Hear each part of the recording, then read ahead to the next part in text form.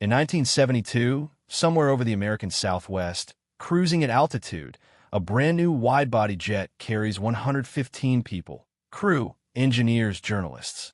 2 test pilots sit up front. And for the next 4 hours and 13 minutes, from Palmdale, California, to Washington, D.C., neither one of them will touch the controls. Not because anything went wrong, because that was the entire point. The aircraft's own automatic flight system had just flown a cross-country route from takeoff to touchdown without a single human input. The aircraft was the Lockheed L-1011 TriStar. And what almost nobody in the industry realized that day was that they'd just watched the beginning of the jet that working airline pilots would come to love more than anything else in the sky. This is why, in the 1960s, American Airlines gave 2 aircraft manufacturers the exact same assignment: build a wide-body jet that can move 250 passengers coast to coast. McDonnell Douglas answered with the DC-10. Lockheed answered with the L-1011. Park them next to each other, and they look almost identical. 3 engines, wide fuselage, similar size. Airlines could be forgiven for assuming they were the same aircraft in different paint. They weren't even close. McDonnell Douglas built the DC-10 under a tight budget, leaning on tried-and-true technology borrowed from the older DC-8 to keep costs down. Lockheed took the opposite approach. Their philosophy was simple: use the most advanced technology available, and if it didn't exist yet, build it from scratch. That decision cost Lockheed time. It cost them money, and it produced a machine that pilots would trust with their lives.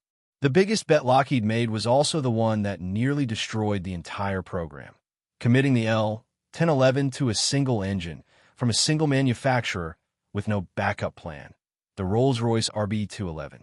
This wasn't an ordinary turbofan. It used a 3-spool design instead of the usual 2, which meant a smaller, more efficient engine core, less drag, better fuel economy, and a power-to-weight ratio nothing else in the sky could touch. When it worked, cabin noise dropped, fuel burn dropped, and pilots noticed the difference the moment they pushed the throttles forward. But in February 1971, before the aircraft was even finished, Rolls-Royce ran out of money and collapsed into receivership. Final assembly of the L-1011 stopped cold. Lockheed looked at swapping to an American engine and hit a wall. The specialized S-duct feeding the center engine had been built specifically around the RB211's compact shape. No American engine of the era was small enough to fit. Switching suppliers meant redesigning the airplane. It took a British government bailout to save Rolls-Royce and U.S.-backed loan guarantees, passed despite pushback from then-Governor Ronald Reagan, to keep Lockheed afloat. The program survived, but it lost roughly 2 years it would never get back, years that would haunt its sales numbers for the rest of its life. Step onto the flight deck, and, at first glance, it looks conventional: captain, first officer, flight engineer. But almost everything underneath that layout was years ahead of the competition. Start with the autopilot. The L-1011 became the first wide-body jet in the world certified for Category IIIC autoland, meaning it was legally cleared to land itself in zero visibility. Total fog. No runway in sight until the wheels were already down. That transcontinental flight, with no hands on the controls, wasn't a publicity trick. It was proof the technology actually worked. Then came the flight management system, certified in 1977. While other cockpits were still running on manual math and crew workload, the L-1011's FMS handled Mach and airspeed cruise control automatically, detected turbulence and adjusted engine power on its own, and calculated the exact point to begin descent, so the aircraft arrived on speed and on altitude every single time. Features that wouldn't become industry standard for another 10 years. Even the tail was rethought. Instead of a conventional trimmable stabilizer, Lockheed used an all-flying stabilator with a geared elevator, engineered specifically to eliminate the mistrim and runaway trim failures that had caused accidents in other airliners. More complex to build, far safer to fly. And on approach, the TriStar had something no competitor offered: direct lift control. Instead of constantly adjusting pitch to hold the glide slope, spoiler panels on the wings quietly managed the descent rate while the nose stayed rock steady.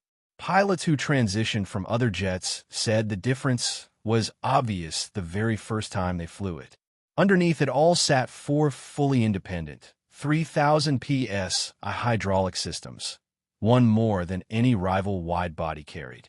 Redundancy the pilots hoped they'd never need, and confidence they always had. Put it all together, and the L-1011 wasn't just comfortable to fly, it was forgiving. A cockpit that reduced pilot workload instead of adding to it. Backup systems layered on backup systems. A design philosophy where if something failed, the crew still had enough airplane left to bring everyone home safely. That reputation held up in the real world. The L-1011 went through 3 separate catastrophic in-flight emergencies during its service life. And in every one of them, not a single passenger or crew member was lost.